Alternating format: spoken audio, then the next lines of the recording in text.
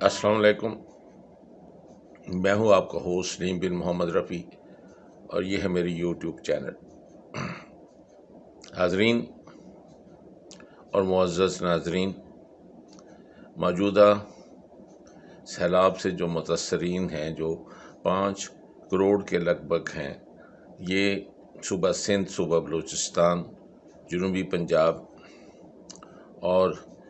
खैबर पख्तूनख्वा, ये इन सारे हमारे सूबों में ये डिस्ट्रक्शन हुई है। और कोह सुलेमान की तरफ से ये जो सैलाब का रैला आया है, ये इस तरह का रैला पहले कभी नहीं, पाकिस्तान में कभी नहीं आया, ना ही ये देखा गया है और ना ही कभी इस किस्म का कोई डिस्ट्रक्शन का जो एक्सटेंट है वो कभी किसी ने देखा है। तो इसका तखमीना जो है वो लगाना को 100% तो सही और शायद मुश्किल है, लेकिन बहुत करीब से जो पहले 5 अरब डॉलर लगाया गया था, उसका अब CNN और जो दूसरे इंटरनेशनल अदारे हैं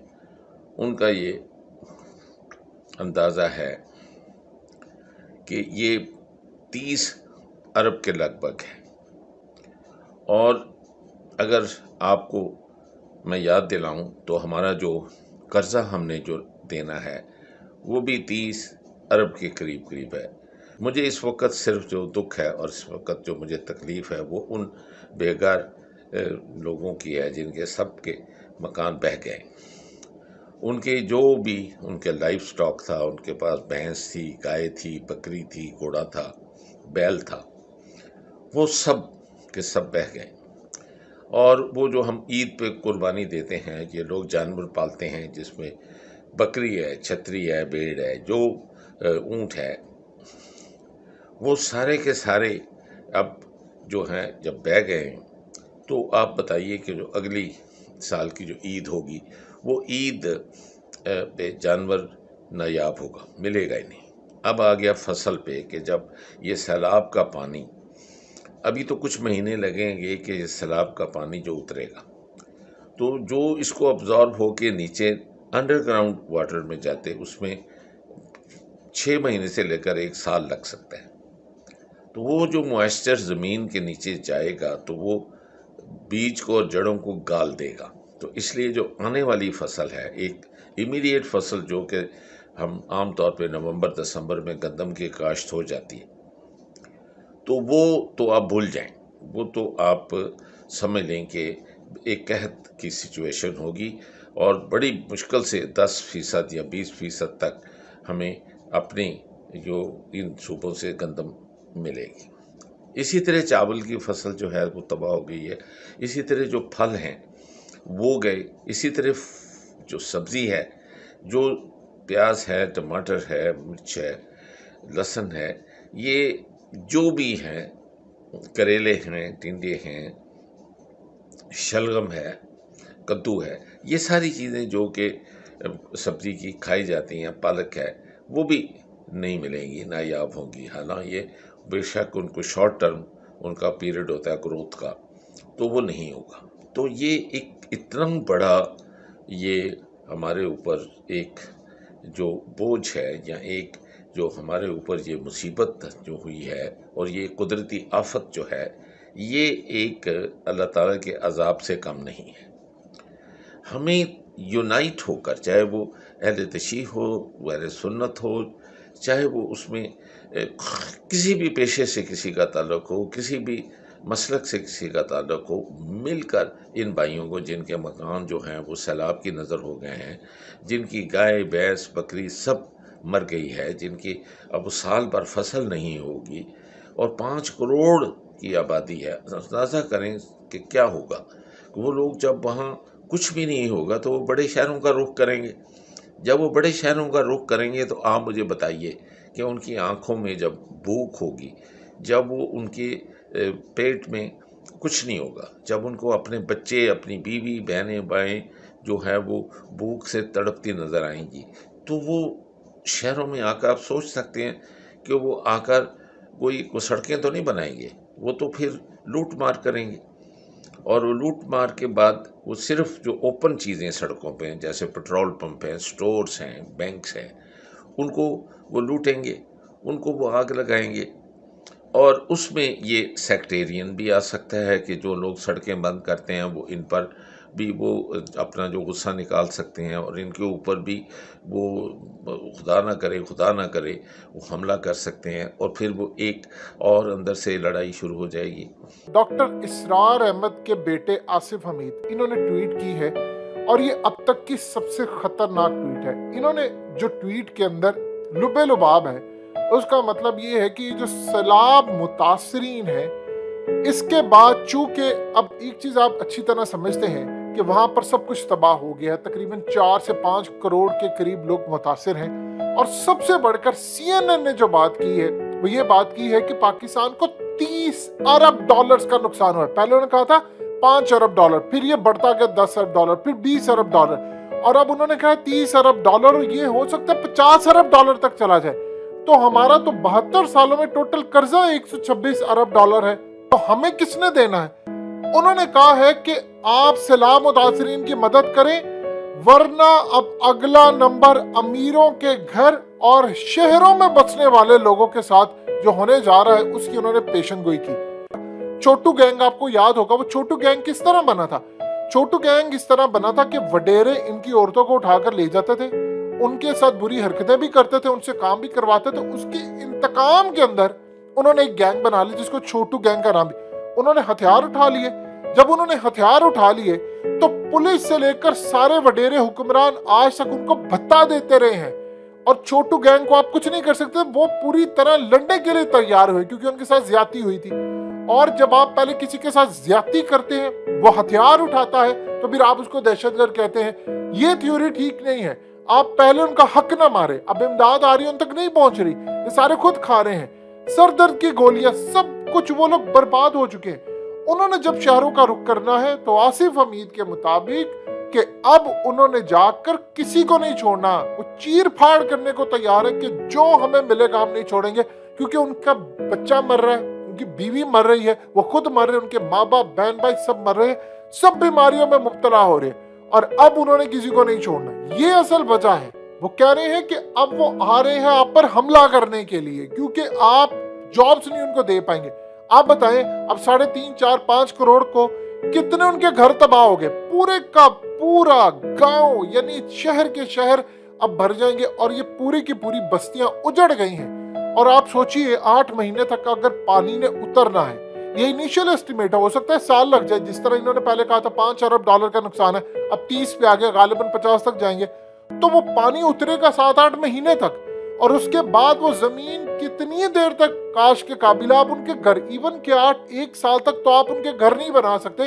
تو وہ جب آئیں گے جابز کے لیے، نوکریوں کے لیے، تو یہاں پر تو صورتحال یہ ہے کہ بھوک ننگ اتنی زیادہ ہے، انہوں نے اپنے بچوں کے لیے لے کر جانا ہے، تو پھر آپ کیا کریں گے؟ ان کے پاس راستہ کیا ہوگا؟ جابز ہے نہیں، یہاں پر مزدور ہے نہیں، انڈسٹری آپ کی تباہ ہو رہی ہے، پولیٹیکل کرائسس آپ کا بیڑا گرک کر چکا ہے ملک کا، انڈسٹری بند ہو رہی، مزدور بے روزگار ہے، تو وہ کیا کرے گا؟ وہ چھیننے کی کوشش کرے گا، اور جب وہ چھینے گا تو پھر وہ دیکھے گا خوف اس کا ختم ہو گیا، پھر وہ یہ نہیں دیکھے گا کہ کون امیر ہے، کون حکمران ہے، کون بیوروکریٹ ہے، وہ سب کے اوپر جھپٹے گا، اور یہ بدترین خانہ جنگی کی ایک دعوت جو ہوتی ہے اس کی وارننگ جاری کی ہے مرحوم ڈاکٹر اسرار احمد کے بیٹے، اللہ ان کو جنت نصیب کرے، ان کے بیٹے کے اندر بھی یہی چیز پائی جاتی ہے۔ یہ اصل میں وہ ہیں جنہوں نے ڈاکٹر اسرار احمد کے ساتھ سب سے زیادہ ٹائم گزارا، سب سے چھوٹے بیٹے ہیں، تو لہٰذا اس صورتحال میں یاد رکھیے گا، تباہی آپ کے دروازے پر دستک دے رہی ہے، اور یہ اتنی خطرناک چیز ہے کہ اب غریبوں کے ذریعے مڈل کلاس یا امیروں تک جو چیز آ رہی ہے، اس میں اہل نظر رو رو کر اللہ سے دعا کریں کہ اس عذاب کو ٹال دے،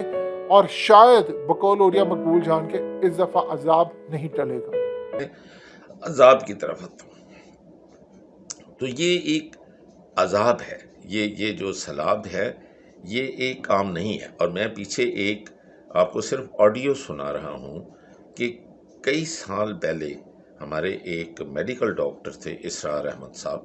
اور ان کے بیٹے جو ہیں وہ آپ کو کیا ان سی لیگیسی کو وہ آگے لے کے آ رہے ہیں، وہ کیا اس کے متعلق کہہ رہے ہیں کہ یہ عذاب ایک اپنی نوعیت کا آپ ہے، اور ہم نے اس کو دعوت دی ہے. اور آپ دیکھ لیں کہ جب اس قسم کی نفرت اور اس قسم کی ان فائٹنگ، جب اس قسم کا ہمارا سلوک جو ہے وہ ہمارے اپنے ہی بہن بھائیوں کے ساتھ ہے، کہ چاہے وہ ایک صوبے سے دوسرے صوبے کے ہوں، تو کئی لوگ پوچھتے ہیں کہ یہ چھوٹو گینگ جو بنا تھا ڈیرہ غازی خان میں، وہ کیسے بنا تھا؟ وہ اس لیے بنا تھا کہ ان کی ماؤں بہنوں بیٹیوں کو یہ جو بڑے بڑے سردار تھے، جو بڑے بڑے ذمہ دار تھے، وہ اٹھا کے لے جا کر ان کے ساتھ زیادتی کرتے تھے. تو وہ برداشت کرتے رہے. جب انہوں نے دیکھا کہ وہ بے بس ہیں یہ لوگ جو ہیں، طاقت کے زور سے پولیس کو، M N A M P S کو، گورنمنٹ کو، ججز کو کنٹرول کر لیتے ہیں اور ان کو انصاف نہیں ملتا، تو انہوں نے بندوق اٹھا لی. تو پھر دیکھیں کہ آرمی بھی، پولیس بھی، انہوں نے کتنے لوگوں کو مارا، اور پھر یہ ان کو بتا دیتے رہے، اور ابھی تک دیے جا رہے ہیں، ابھی تک وہ ختم نہیں ہوئے. اسی طرح درون سندھ میں وہ ڈاکوؤں کا راج ہے، وہ کیونکہ ان کی سپورٹ ہے، بٹونز کی، چتوئیس کی، جتنے وہ ہیں بڑے بڑے جو وہاں کے ذمہ دار ہیں، وہ سب ان کو سپورٹ کرتے ہیں. ایسے ہی وہ بلوچستان کے سردار کرتے ہیں، اسی طرح ہی وہ خیبر پختونخوا میں وہ جو لوگ کرتے ہیں. تو ہم خود دعوت دیتے ہیں کہ اس قسم کے جو نفرت کے ساتھ جس سے گروپ بنتے ہیں، تو وہ پھر ہمیں اس کے اوپر سوچیں کہ لاکھوں کروڑوں روپیہ خرچ کرنا پڑتا ہے کہ وہ ان کو ہم کنٹین کریں. تو یعنی وہ ہمارے اپنے کریٹ کیے ہوئے ٹیررسٹ ہوتے ہیں، اور وہ اوزار یا بندوق یا گولی اس وقت پکڑتے ہیں جب ہمارا سسٹم سارا فیل ہو جاتا ہے. یہی اب اس سیلاب کے بعد جو مجھے خوف آ رہا ہے کہ یہ ہمارا انتظار کر رہا ہے، اور کم از کم 2 سے 3 سال لگیں گے کہ یہ پانی جو ہے یہ بالکل جو سب سوائل واٹر ہے وہ نیچے تک چلا جائے. اور اگر خدا نہ خواستہ 2 سال سے پہلے ایک اور سیلاب آ جاتا ہے تو پھر خدا ہی حافظ ہے، پھر نہ تو فصل، پھر قحط ہے. اور جب قحط پڑے گا تو پھر آپ سوچ لیں کہ ایک دوسرے کو لوگ ماریں گے، ایک دوسرے کے ساتھ، یعنی بڑے شہروں کا پھر آپ کا ایک بلڈی جو ریولیوشن ہے وہ آپ کے سامنے ہے. اور وہی ہی اگر دیکھا جائے تو ایک منی قیامت ہے کہ وہ اس ملک کو پھر کوئی نہیں بچا سکتا. اور نہ تو ہم اس کے اوپر ریگریٹ ہے ہمیں، نہ ہم معافی مانگ رہے ہیں. ابھی تک جو یہ سامان آ رہا ہے وہ وڈیرے اپنے ڈیروں پر کہتے ہیں آئے وہاں کریں. وہ ڈپٹی کمشنر کو، ایڈ ایجنسیز کو کہتے ہیں تم خود بانٹ ہی نہیں سکتے، ہمارے ڈیرے پہ کرو، ہم بانٹیں گے. میری ایک صرف رائے ہے جو ہمبل میں آپ سے پیش کر دیتا ہوں کہ جتنی جلدی ہو، یہ اس ایڈمنسٹریشن نے یہ رجیم چینج کیا تھا، یہ اس کو ریورس کریں. یہ ان بیچاروں کے بس کی بات نہیں ہے، جو آپس میں لوٹ ماری جنہوں نے کی ہو 30-40 سال، وہ کس طریقے سے آپ سوچ سکتے ہیں کہ لانگ ٹرم پلاننگ کر سکتے ہیں. تو اس میں صرف عمران خان بھی اکیلا کچھ نہیں کر سکتا. عمران خان کو کم از کم اتنا یہ ہے کہ کیونکہ یہ انٹرنیشنلی نون ہے، لوگ اس پر اعتبار کرتے ہیں، تو اس کو آگے کریں، اور اس کے ساتھ ہر صوبے میں سے جو شریف لوگ ہیں، جن کا پاسٹ اچھا ہے، جو بالکل ان کے اوپر کوئی کرپشن کا مارک نہیں ہے، اور ان سے تو زرداریوں سے، بھٹوز سے، شریفوں سے، اس سے تو میلوں دور نہیں، کوسوں دور اگر جو ہے آپ ان سے آپ کنارہ کریں گے تو ہی آپ کو کوئی آپ کی ایڈ دے گا. اور سب سے پہلا نمبر 1 ٹاپ پہ ہونا چاہیے کہ ان سے کہیں کہ ہمارے جو قرضہ ہم نے دینا ہے اس قرضے کو معاف کریں، کیونکہ ہمارے اوپر یہ نیچرل کلیمٹی ان کی وجہ سے آئی ہے. وہاں کاربن ڈائی آکسائڈ امیشن ہے، ان کی انڈسٹری ہے، وہ جو اس پلانٹ کی جو گرم کر رہے ہیں، جس سے گلیشیئر پگھل رہے ہیں، وہ ہمارا نہیں ہے، یہ ان کا ہے. ہمارا تو لیس دین 5% ہماری کاربن امیشن کا ٹوٹل کنٹریبیوشن ہے، جو کہ جا کر وہ اوزون کی لیئر کو جو کر رہا ہے، تو اس سے جو ہے وہ جو پلانٹ جو ارتھ ہے وہ گرم ہو رہا ہے، اس سے سی لیول جو ہے اوپر آ رہی ہے، اس سے یہ فلڈز آ رہے ہیں. تو جو یہ ڈیمیج کر رہے ہیں، آپ انٹرنیشنل کورٹ میں جائیں، آپ اس کی جو جتنی باڈیز ہیں ان کی ہے، G7 ہے، G20 ہے، جو ان لوگوں کو آپ کو یہ کرنا پڑے گا. میڈیا کو اس میں ہیلپ کرنی پڑے گی، یہ انٹرنیشنل ہیومن رائٹس باڈیز جو ہیں واچ ہے ان کو کرنی پڑے گی۔ یہ اتنا بڑی کلیمٹی ہے، یہ کسی پینڈیمک سے کم نہیں ہے۔ یہ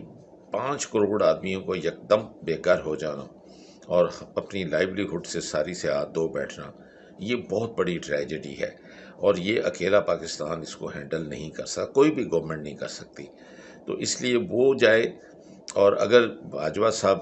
کو ان کو کچھ ٹائم مل جاتا ہے وہ جائیں، یا نیکسٹ جو بھی چیف آف آرمی سٹاف ہے وہ جائے،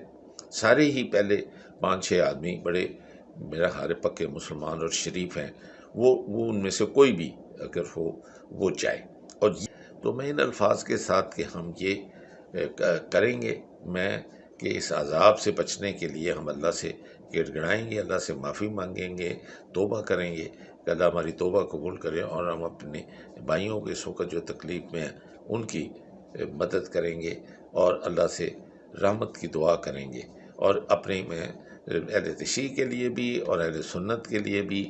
اور دوسرے مذہب کے لوگوں کے لیے بھی میں دعا کو ہوں کہ ہم مل کے اس ملک کے، یہ ہمارا سب کا ملک ہے، تو اس کو ہم سب مل کر ہارمونیسلی چلائیں گے، اور ان کی مدد بھی مل کر کریں گے۔ میں آپ سے اجازت لیتا ہوں۔